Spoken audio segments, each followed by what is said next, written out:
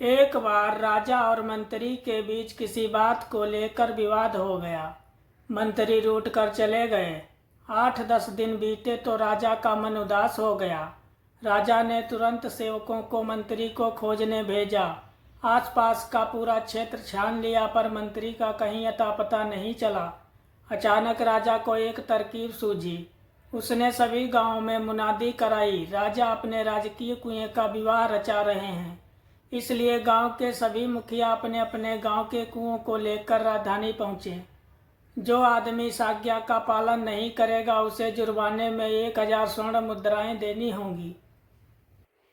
मुनादी सुनकर सभी परेशान हो गए। भला कुएं भी कहीं लाए ले जाए जा सकते हैं? जिस गांव में मंत्री वेश बदल कर रहता था वहां भी यह मुनादी सुनाई दी। गांव का मुखिया परेशान था।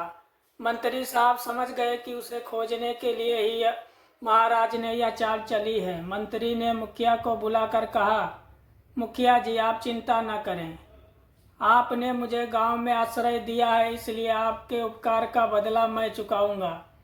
मैं एक तरकीब बताता हूँ। आप आसपास के मुखिया लोगों को इकट्ठा करके राजधानी की ओर प्रस्थान करें। सलाह के अनुसार सभी राजधानी की ओर चल दिए। मंत्री भी उनके साथ थे। राजधानी के बाहर पहुंचकर वे एक जगह पर रुक गए।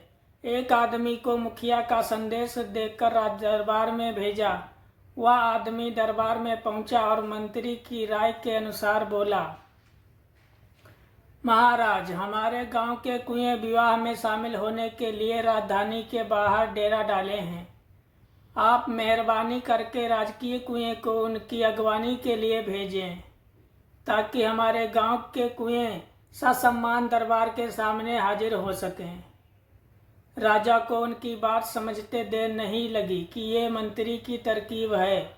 राजा ने पूछा, सच सच बताओ कि तुम्हें यह सलाह किसने दी है?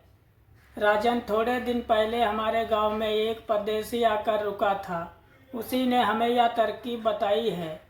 आगंतुक ने जवाब दिया। सारी बात सुनकर राजा स्वयं रथ पर बैठकर राजधानी से बाहर आए और